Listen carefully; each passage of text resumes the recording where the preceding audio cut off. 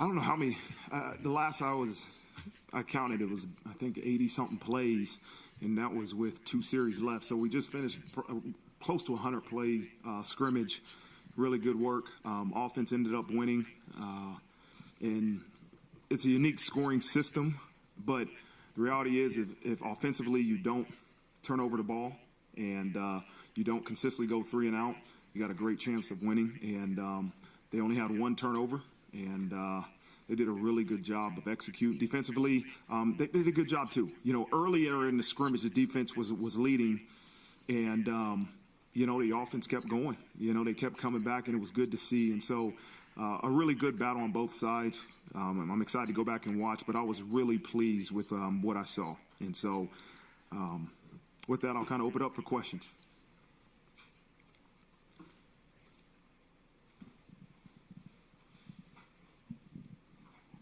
Given that, where do you see the need for the most improvement in the next 2 weeks before Navy? Well, I think for defensively, it's time to really turn your attention to Navy. We've been doing normal defensive things that you'll see for the majority of the year to defend against in the majority of the year. We have not been doing much Navy-specific defense, and so now your attention will truly turn to defending the triple option and what Navy's offense will present. Offensively, it's been an up and down first 14 practices, and it's really good to see them go out and execute at a high level. Have some guys that practice today that have been out a little bit. I know Jeremiah Love looked really good, just seeing him out there who's been out for a week or two. Again, now it's just, fine-tuning the foundation that's been built. And so that's kind of got to be our focus. The true physical part of fall camp is over. Right, and we'll have we still got to have good practices as we get into next week, but the true physical part is over. Now we're going to get into more scout work and really focus on our opponent. And then as a follow-up, there's probably been more barking and trash talking than I can recall in the Notre Dame camp, and that's neither good nor bad. Is that something if you don't encourage, at least don't discourage, and what does that say to you about your team this year? Well, we definitely encourage competitive spirit, and we want to have energetic practices, and we want our guys to provide energy. When it becomes a distraction, that's when we got to make sure we cut it out. And there's been times in camp, like any camp you go to, that it's crossed the line, and we got to make sure at that point we address it. And I don't want to pull back that competitive spirit that they have, but I want to make sure that we understand there's a certain level that we can get it to, and we can't cross that line. It's a fine line because we're going to push them to that edge. We're going to push them to right there where we want you to play with that energy that truly I believe it takes to have success. But what you can't do is hurt your team, and we got to make sure we always correct it when we get to that point. Third row on your left, Sam Priester. Coach, in accordance with that, when we talked to the safeties the other day, many of them talked about the physicality of this team, and I think that we've seen an improvement or an increase in the physicality. Are you seeing that, and is that a Marcus Freeman imprint on this team?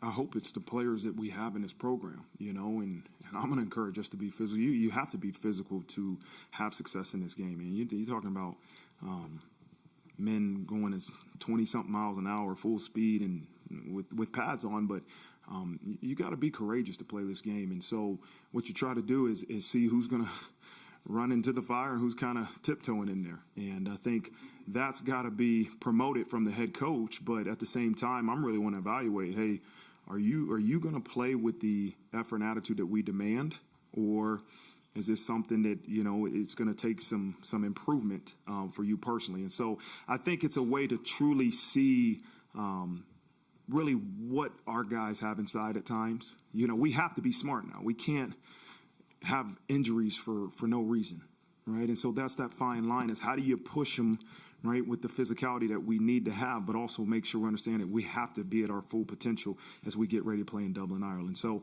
it is truly both sides of it. In speaking with the defensive back, some of them have mentioned the Aztec position. What are you How would you describe that role? What kind of player are you looking for there? How did it evolve that you wanted to add this wrinkle to the defense? Yeah, it's ability to get another DB on the field in certain passing situations. I'm sure we've given it some creative name, but all you're doing is adding a DB and taking out either a D lineman or a linebacker. When we're in passing situations and we think we're going against an offense that might have 4 wide outs or truly in a passing situation, you got to be able to match up. And so they like it because we created this cool name called it the Aztec, but hey, it's just another way to say get another safety on the field. and candidates for that position? Yeah, all of them. I mean, we're pretty deep in the safeties room, right? As you look at Xavier Watts and DJ Brown and Ramon Henderson and Thomas Harper and Antonio Carter, it's pretty deep. And so we got to be creative in terms of how do we get those guys on the field, right? And maybe not take one off. And so who that guy becomes when we bring in another safety is still to be determined, but I think it will be multiple guys that you'll see out there. Down in front on your right, John Bryce. Hey, Marcus, maybe even stretching all the way back to when you first got here as defensive coordinator, but how much have you seen the depth on the roster improve 1 through 85? And then I guess what are the benefits of that as you've gone through this camp? Yeah, I mean, you have to have depth, right? And so we've made sure to truly work on developing our 2s and our 3s. Our 2s don't have a lot of game experience. And so that was something that I kind of challenged the coaches with. It's easy to always rely on those guys that have played a lot of ball. They know what they're doing, but what we need to do is develop the depth of our team. And so I've challenged the coaches, like, I want 2s in there with 1s. Like, let's see what they can do against the best players we have. And then the same thing with the 3s. We stay after practice every day, and we have our own session of what we call basics with the 3s. And it's all for development. As we get ready to get closer to Navy, like, we're going to have some scout teams. But we're going to need the 2s. We're going to need depth throughout this season. And so we have to develop that now in camp. I think Coach O'Leary the other day was talking about his cat reps and dog reps, and the safeties made it clear they don't ever want to be on the cat rep. And so I'm wondering how much does that speak to the competitive nature that you want in your program? Yeah, I don't know a lot about cat and dog reps, and I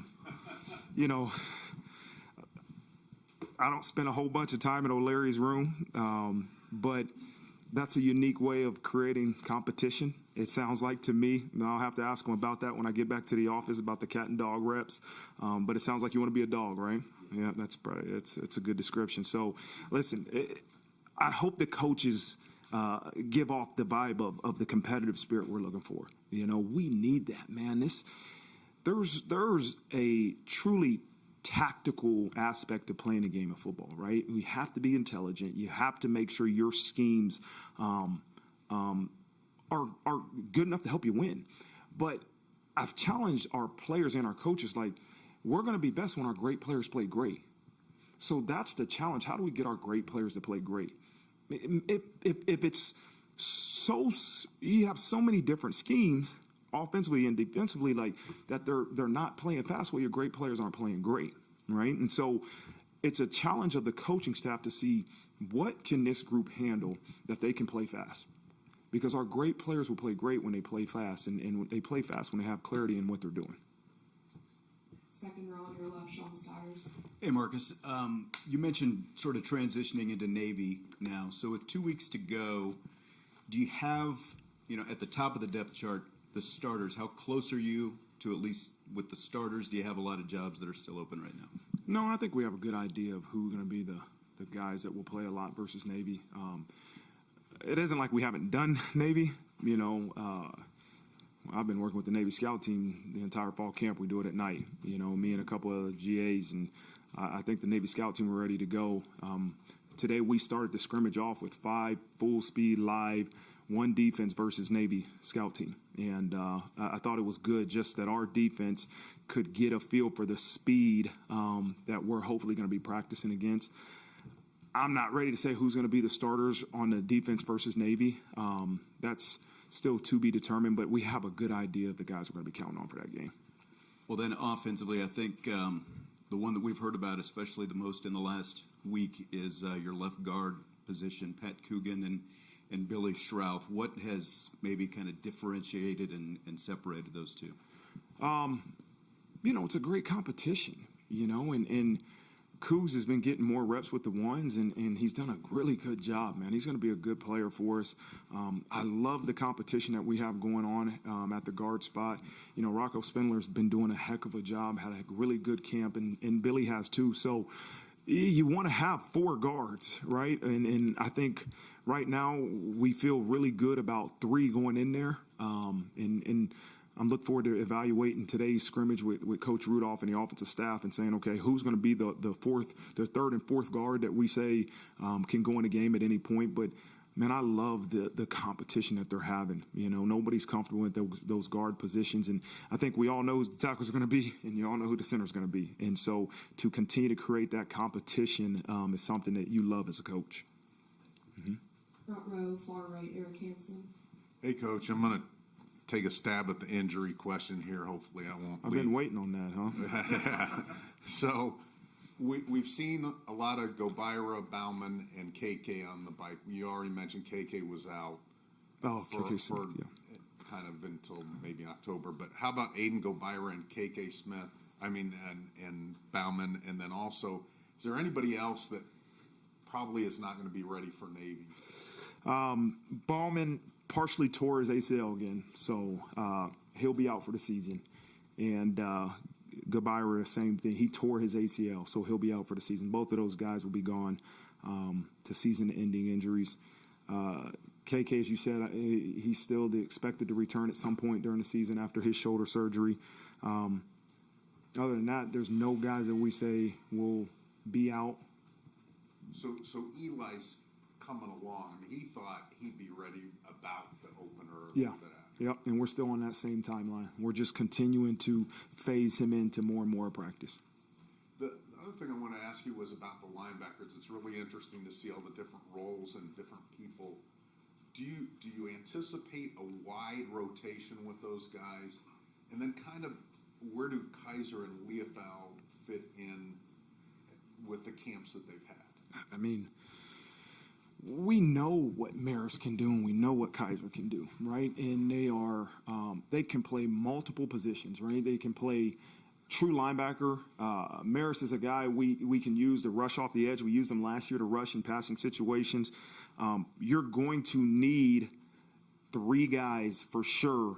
If we're in nickel to start at 2 positions, you're going to need that rotation, and all 3 of those guys could play either position in the linebacker room in nickel. And your other part, you got to be able to have some depth. Jalen Sneed's got to help us. Jalen Sneed is going to give us really depth at linebacker and in rushing situations like he did versus South Carolina.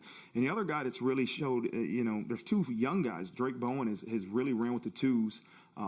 For the most part of fall camp and done a really good job, especially being a freshman, and Jaden Alsbury too.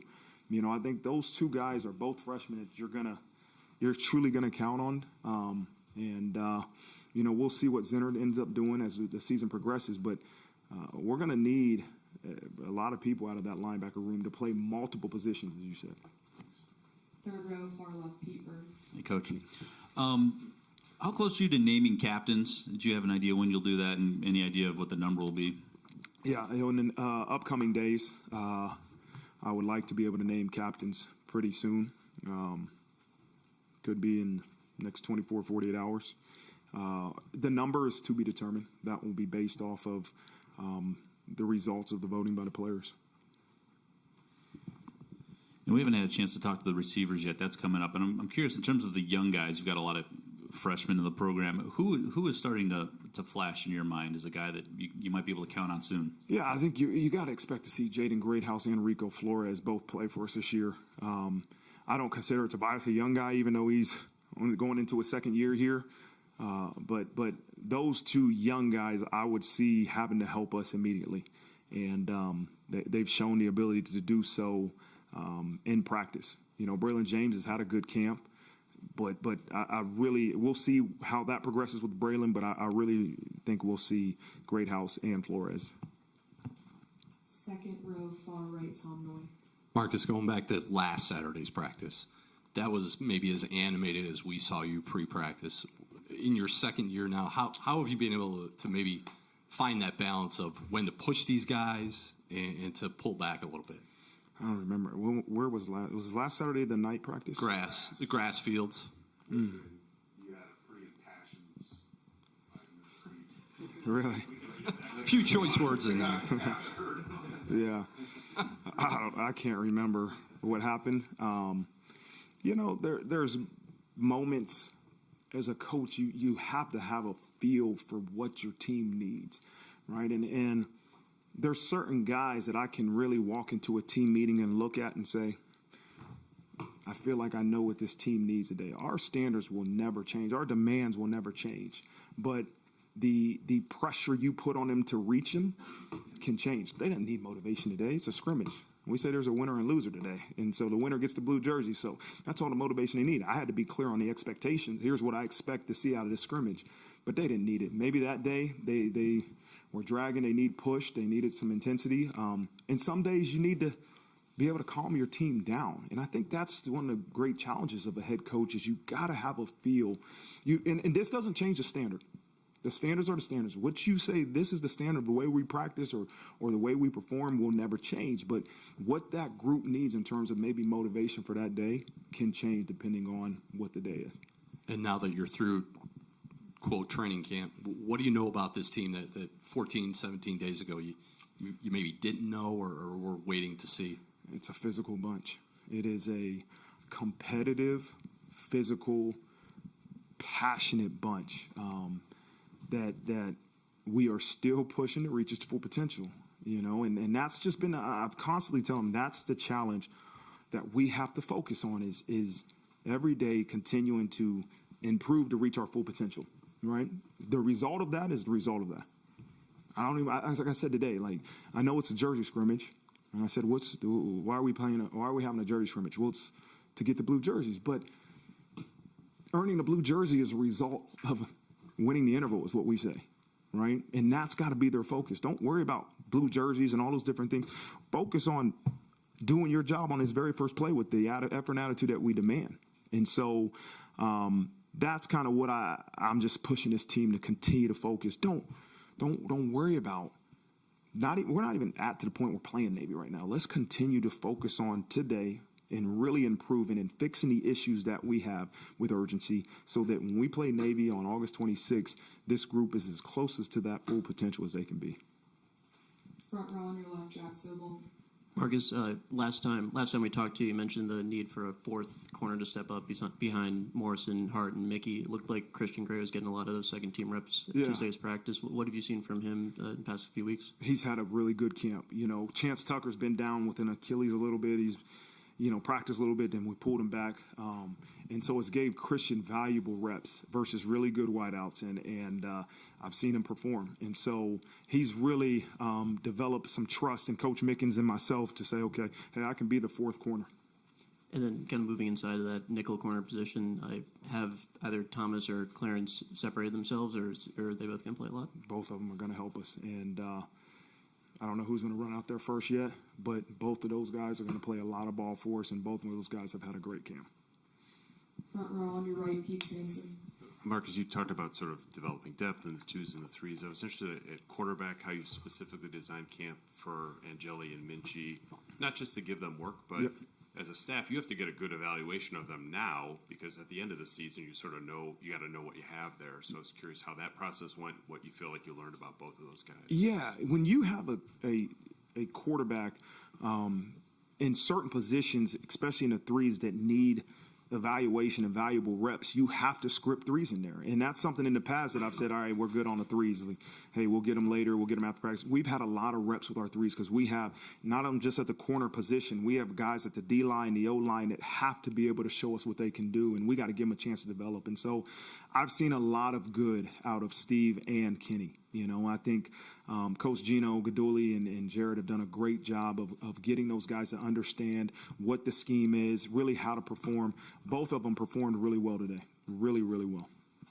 You mentioned sort of a couple weeks ups and downs offensively. Are the ups consistently up and down consistently down? I was curious if you feel like you know what the strength of the offense is, or does it sort of change by the practice? Yeah, I think sometimes I can do opposite of maybe what I tell the players all the time is like, don't be so outcome driven. And if I'm standing back there and I feel like the defense is winning a drill, you can feel like it's an up and down day for the offense. But as I've gone back and evaluated it, they've truly just continued to progress. And you're not going to win every drill, right? You're not going to win every team competition, but they have truly progressed. And today they peaked. They peaked today.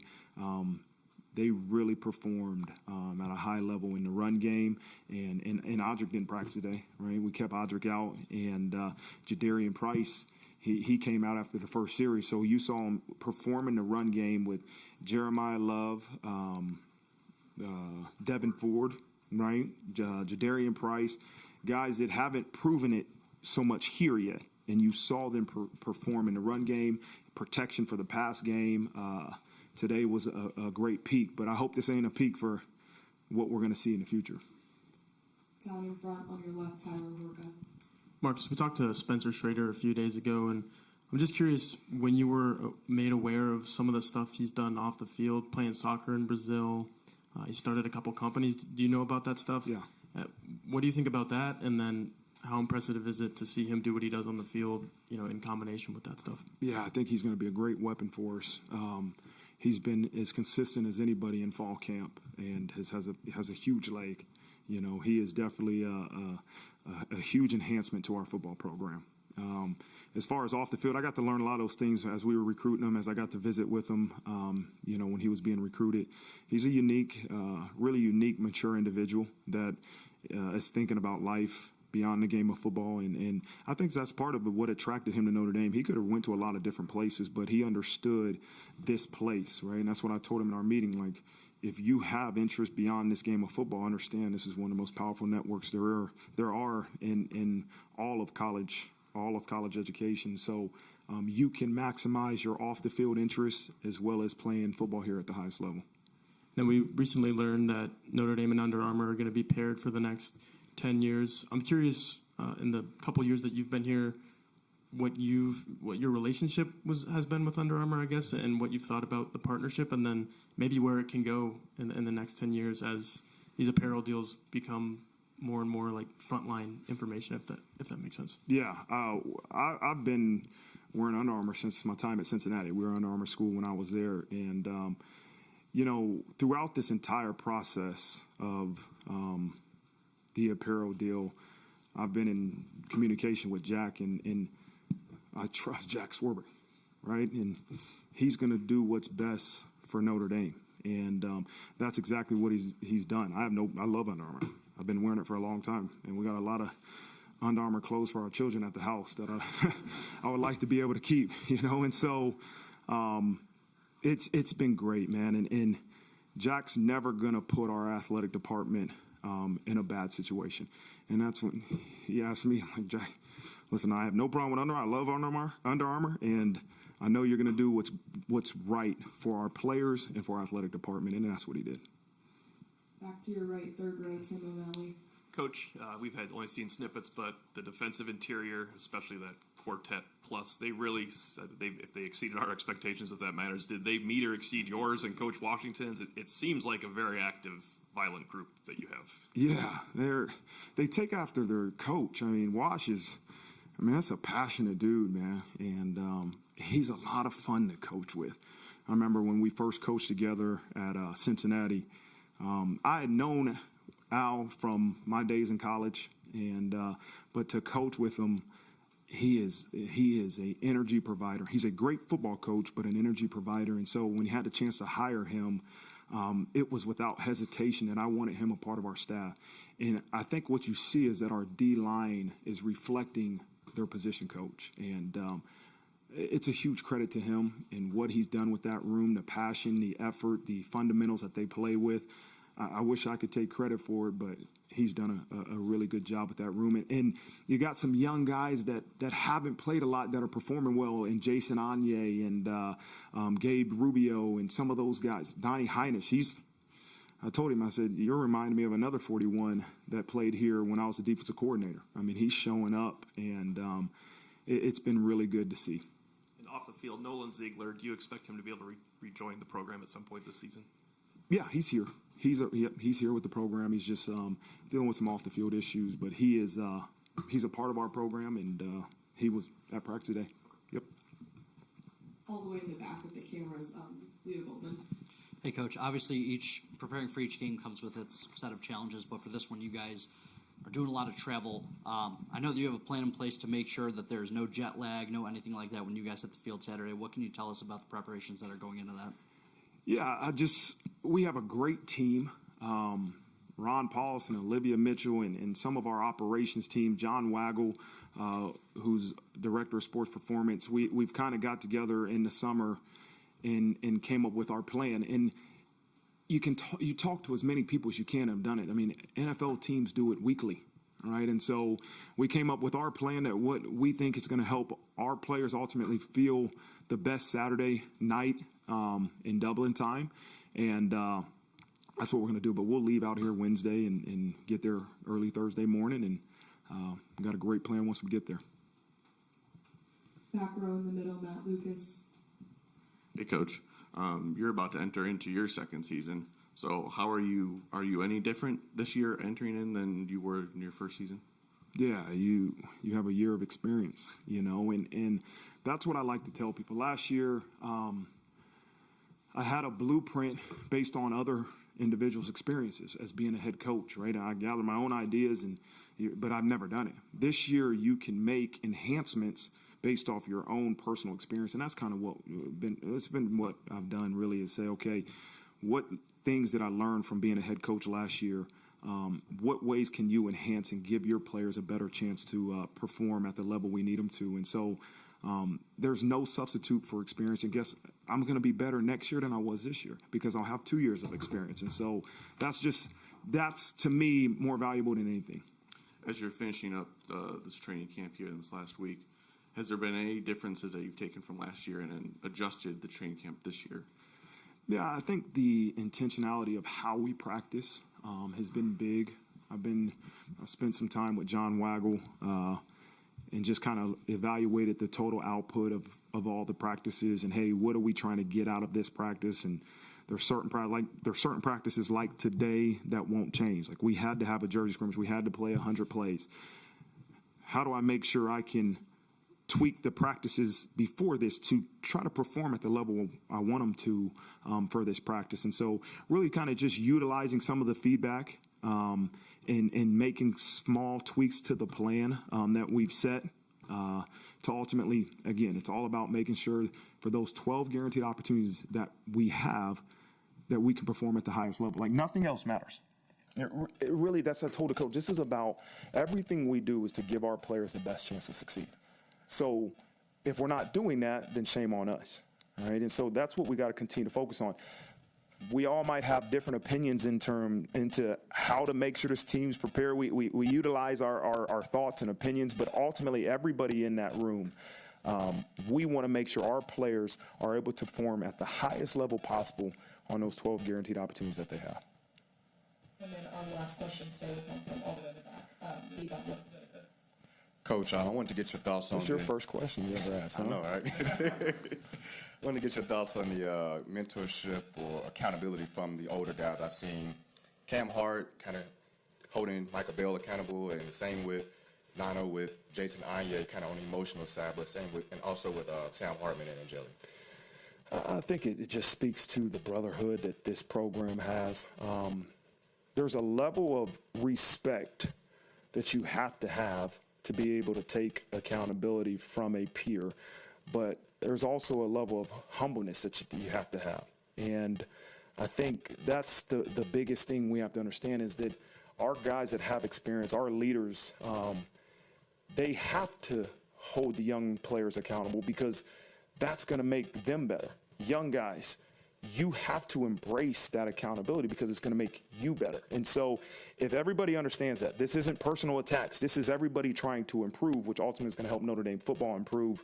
I think everybody's going to be more willing to do that. And so you try to show them examples. I showed them Aaron Rodgers and Zach Wilson. We showed them the first episode, just part of the first episode of Hard Knocks. And you talk about a guy that was 2 years ago, I think the second overall pick, right? And the humility he has to take the coaching of Aaron Rodgers, one of the best to ever do it.